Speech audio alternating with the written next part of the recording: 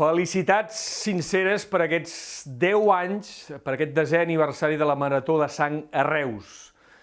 Donar, sempre és millor donar que rebre, sempre s'ha dit, però a més organitzar, fer la crida, picar la consciència de cada un de nosaltres és una feina que moltes vegades no valorem prou. Per tant, felicitació sincera a l'organització d'entrada i després, lògicament, a tots aquells ciutadans de Reus que pensen en els altres, que pensen en els altres i que voluntàriament acudeixen a la crida de la Marató de Sang.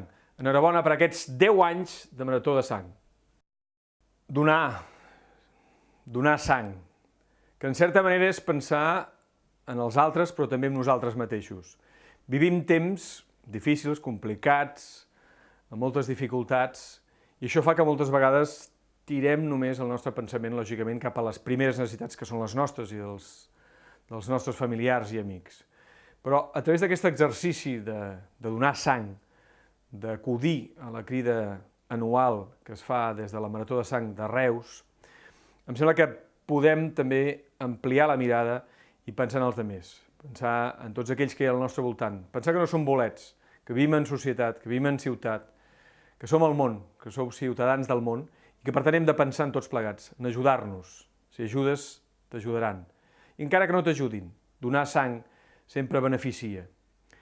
A més, heu de pensar una cosa.